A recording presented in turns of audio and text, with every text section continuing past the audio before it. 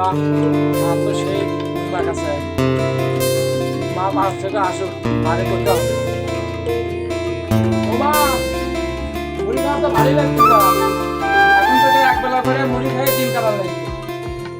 তাহলে প্রতিদিন যদি এক বেলা করে মুড়ি খাই, তাহলে মাসে প্রায় 30 কেজি চাল বেঁচে দিচ্ছে।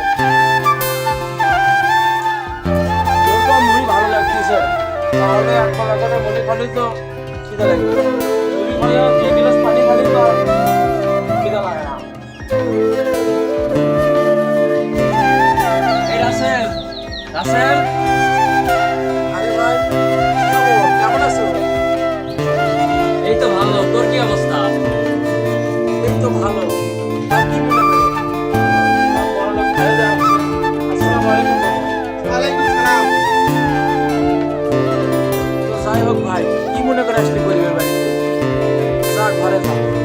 ও আমার তো আমার ঘর বাড়ি ভাঙ্গা। মনে করে বলতে সমস্যা নাকি ভাই? ভাইয়ের বাপ ঘর করার সময় ব্যাংক থেকে 1 কোটি টাকা লোন নিয়েছিল, বুঝছিস? এখন সে লোন 6 মাসের ভিতর শোধ দেওয়ার কথা ছিল, কিন্তু শোধ দিতে পারেনি। তাই ভাইয়ের বাপের নামে কেস হয়ে গেছে। এখন পুলিশ তো ভাইয়ের বাপের খুঁজে বেড়াচ্ছে। ভাই তো বাপের একটাই ছিল, বাড়ি ঘর সব দখল করে নিছে, আর টাকার জন্য ভাইরে পুলিশ খুঁজে বেড়াচ্ছে। ভাইয়ের তো সেরকম থাকার কোনো জায়গা নেই, তাই ভাবলাম তোর কাছে একটু রেখে দিই। কি করছেন ভাই? ভাই তো এসি রুম ছাড়া ঘুমাতে পারে না, থাকতে পারে না। আমার সে ভাঙ্গা ঘরের অবস্থা মেলা খারাপ। মশা ভ্যান ভ্যান করে, জ্ঞান জ্ঞান করে। এখানে কি ভাই থাকতে পারবে? এ রাবি ভাই, তুই একটা কাজ কর। ভাইরে তো আল্লাহ দিলে টাকা পয়সার কোনো সমস্যা নেই। ভাইরে মুগরে নিয়ে যে ভালো একটা হোটেলে রাখ। আমার এখানে থাকতে পারবে না ভাই, অনেক কষ্ট হবে। ভাই, এখন খুব টানাটানি। এখন হাতে টাকা পয়সা নেই। অনেক টাকার টাকা আমার কাছে নেই। ভাই মনে আছে কি তোর সেই 1 মাস আগের কথা?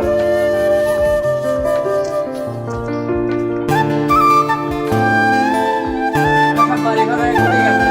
রাসেল, এই রাসেল, রাবি ভাই, এখানে আমি কাজ করতেছি, এ পাশে আসেন। ভাই ওই পাশে থেকে কাজ করতেছে, ওই পাশে চল। কি অবস্থা রে ভাই, কেমন আছো? তা কি মনে করে?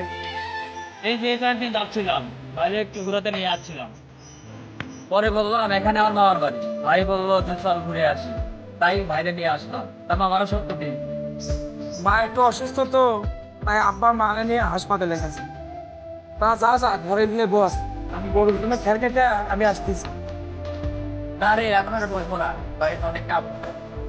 আরে না, সাথে একটা লোক নিয়ে আসছি, না বুঝতে ভাই দেখি। ভাইরে কি চিনিস তুই? আরে ভাইরে তো আমি চিনি না। ভাই কে তো? ভাই হচ্ছে আমাদের গ্রামের 10টা ধনের ভিতরে ভাইয়ের বাপে 100, আর ভাইয়ের বাপের লেভেল আমাদের গ্রামে অনেক ভাই। ভাই তো এসব নর্মাল কর্মীরা চলে না। ভাইরে বলবো আপনি তো আমাদের গ্রাম থেকে ঘুরে নিয়ে, তাই ভাইরে নিয়ে গেল। পরে তুই আমার মামা তো ভাই, ভাইরে বললাম এখানে আমার মামার বাড়ি আছে, তাই ভাইরে বললাম কদিন ঘুরে আস। তাই ভাই বললো চল একটু ঘুরে আস। আমি বললাম যে আমার বাড়ির পরিবেশটা সেরকম ভালো না। পরে ভাই বললো তোর একটা মামাতো ভাই আছে না, চল তোর মামাতো ভাইয়ের সাথে দেখা করে আস। তাই ভাইরে নিয়ে আস। স্যার, স্যার তো ভাইরে নিয়ে আসছি, তাহলে ঘরের ভিতর যাই বস, আমি আসতেছি। আর বাজার করে নিয়ে আসলে এক বেলা খেয়ে গেছি।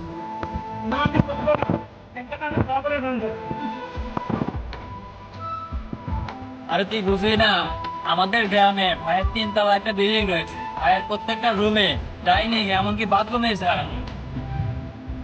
না রে ভাই, আজ তো দেখেই মনে হচ্ছে ভাইয়ের চলাফেরা বেতামি আলাম।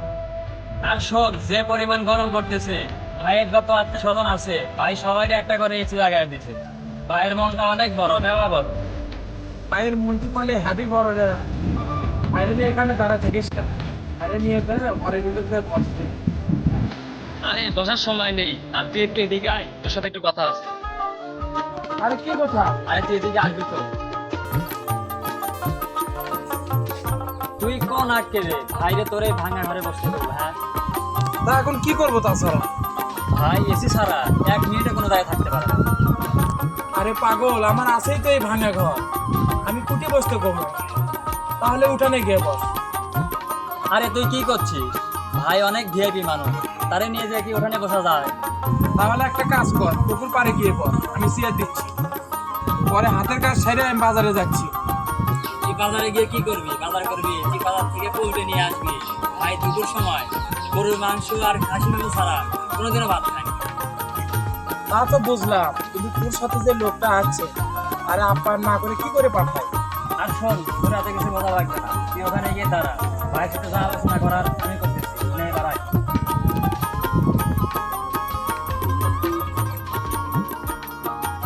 ভাইরে একটু কষ্ট দিয়ে ফেললাম। উফ, প্রচুর গরম লাগতেছে। আমি বুঝতে পারছি আপনার কষ্ট হচ্ছে, কি করবেন ভাই, গরুয়ের বাড়ি করে চলতেছে আর কি। গরু আছে মাঠে 2টা, একটু জায়গা জমি আছে, এভাবেই চলতেছে আর কি। আল্লাহ ভালোই রেখেছে। খুবই ভালো রেখেছে আল্লাহ। তুই মিথ্যা কথা করছিস কেন? তোর যে কষ্ট এটা ভাইয়ের সামনে শেয়ার কর। ভাই খুব দান খয়রাত করে। ভাই, আমার এই মামাতো ভাইটা অনেক কষ্টে আছে, এই সংসারে একা একা খাটতে খাটতে ও মরে যাচ্ছে। মনে করেন খুব কষ্ট, দেখেন একটু দান খয়রাত করে ওকে একটু উপরে ওঠানো যায় কিনা। তুমি তো জানো আমি বাড়ির লোকে প্রচুর দান খয়রাত করবো, এখন সেটা তোমার মা হতে হয়, তারা একটু সাহায্য করবো, কোনো সমস্যা নাই। ভাইয়ের বাড়িঘর দেখে আমি বুঝতে পেরেছি ভাই খুব সমস্যা আছে, কোনো সমস্যা নাই, আমি হেল্প করবো না। এ রাব্বি ভাই একটু সাইডে হয়তো কথা আছে, হ্যাঁ একটু দাঁড়ান, আমরা আসি। আচ্ছা ঠিক আছে। এ রাব্বি ভাই, তুই মূলত কোন উদ্দেশ্যে নিয়ে আসছিস? তুই কি শুরু করেছিস ও দেখি। ভাইয়ের তো টাকা অভাব, ভাই দান খয়রাত করে। ভাই ভাবলাম তোদেরও তো অবস্থা খারাপ, ফ্যামিলিটা ঠিক মতো চলে না, ভাই যদি একটু সাহায্য করানো যায়, তুই একটু বলতে যাবি। ওরে ভাই তুই কি শুরু করছিস? আল্লাহ আমার ভালোই রেখেছে, তুই আমারে ফকির বানায় দিচ্ছিস কেন ভাই? আচ্ছা তোর মামাতো ভাইয়ের বাসা, একটা অতিথি নিয়ে আদর আপ্যায়ন করে দেবো, খেয়ে দিয়ে চলে যাবে। আর ঘর দুয়ার ভাঙ্গা তো থাকতেই পারে, ওই মাঠে একটু জমি কিনেছি, তাই ঘরে হাত দিতে পারি। ওই দক্ষিণ চোরা 2 বিঘা জমি কিনেছি, যার কারণে ঘরের কাজে টাকা পয়সা লাগাতে পারি। ঘরের কাজে টাকা পয়সা লাগালে তো বসে থাকবে, এই জন্য। তার মানে আমি এই না যে একেবারে নিঃস্ব হয়ে গেছি। ভাইয়ের কাছে আমারে তুই কি প্রমাণ করতেছিস? ও তো আমাকে রাস্তাঘাটে দেখলেই তো আর চোখে তাকাবে, আমারে ফকির ভাববে, মিসকিন ভাববে। আরে ফকির ভাবুক, ফকির ভাবে সমস্যা কি? ভাইয়ের টাকা পয়সা আছে প্রচুর। ভাই তোরে কিছু দিলে তোর যে জায়গা জমি আছে এটা তো আর ভাই জানে না, তোর বাড়িঘর থেকেই মনে হচ্ছে তুই একবারে করিস। আর এইগুলো দেখে ভাই তোরে বেশি বেশি দান করতে পারে। আরে ভাই, দান করার মতো দেশে অনেক অসহায় মানুষ আছে, তাদের যে দান করতে পারে, অনেকেই আছে খেতে পারে না। আরে ভাই আমি তো থাকতে পারছি, অনেকেই আছে থাকার মতো জায়গা পায় না, রাস্তাঘাটে থাকে, গাছতলায় থাকে, তাদেরকে দান করতে পার। তুই আমার কাছে কি জন্য নিয়ে আসছিস কয় দেখি একটু? এসব আমার ভাল লাগে না কিন্তু ভাই। তুই একটা কাজ কর ভাই, বাইরে আনছিস, আমি নাস্তা পানি খেতে দিয়ে খেয়ে দিয়ে যা, আমার এত দান সৎকা আমার লাগবে না। এখন তো অনেক জমিদার হয়ে গেছে, আর তোর মা যে মাসে মাসে আমাদের বাড়িতে গিয়ে বলে চাল নেই, ডাল নেই, টাকা নেই, এই নেই সেই নেই, গিয়ে মাসে মাসে বাপের থেকে টাকা আসবে। ও তার মানে আমার মা তার ভাইয়ের কাছে যেতে পারবে না? যেতে পারবে, যদি এতই ভালো হয়ে থাকে তাহলে তোর মা আমার বাপের কাছে সাথে সাথে যায় কেন? ওটা সাহায্যের জন্য হাত পাতায় না, ওটা একটা বোনের কষ্ট ভাইরে গিয়ে জানা। আর আমার মায়ের তো কষ্ট শেয়ার করার মতো কোনো লোক নেই, তোর আব্বা আছে তাই গিয়ে জানো। তুই কিন্তু একটু বাড়াবাড়ি করছিস না, এটা কিন্তু ঠিক না। ভাই চলেন। এখনই চলে যাবা? হ্যাঁ ভাই। ভাই তুমি থাকো, তোমার যদি কোনো সাহায্য সহায়তা লাগে ওরে বলো, ম্যানেজ করে দেবো।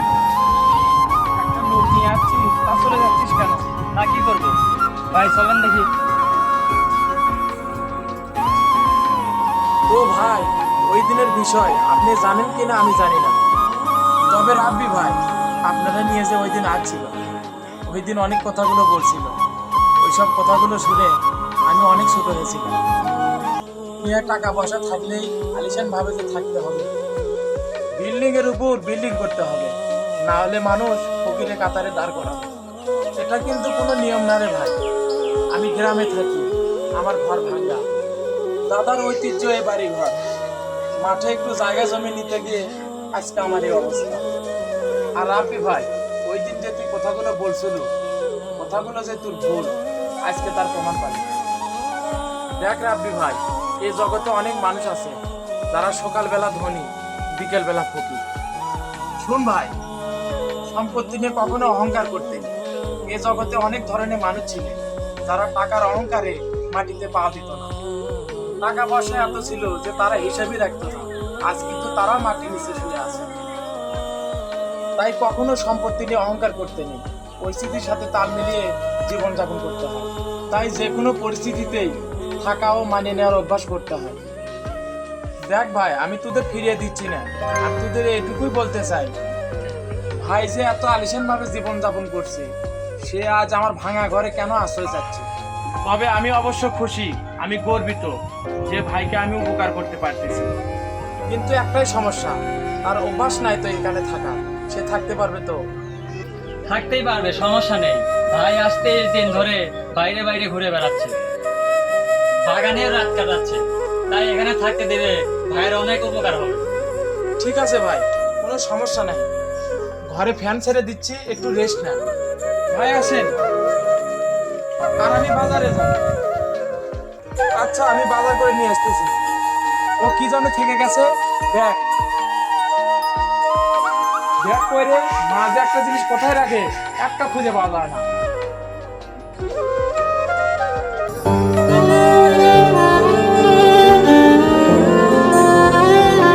কে কতটুকু ধারণা নিতে পারছেন এই ভিডিওটা দেখে আমার জানা নাই, তবে ভিডিওটা দেখে যে ভিডিওটা মানে খুঁজে পেয়েছেন তার জ্ঞানের কোনো তুলনা নাই। আসলে আমাদের সমাজে অনেক মানুষই আছে যারা টাকা পয়সা ধন সম্পত্তির বড়াই করতে যে নিজের লাইফ স্টাইলকে এতটাই আলিশানভাবে গড়ে তোলেন যে সূর্যের তাপও তারা গায়ে লাগায় না, মাটির মানুষ হয়েও তারা মাটিতে পা রাখে না, খেটে খাওয়া মানুষদেরকে তারা কামলা মনে করে, ভিআইপি ভাবে চলাফেরা মানুষদেরকে সমর্থন করেন, আবার দিন শেষে বিপদে পড়লে তারা ওই সাধারণ মানুষদেরকেই খোঁজেন। ধন্যবাদ।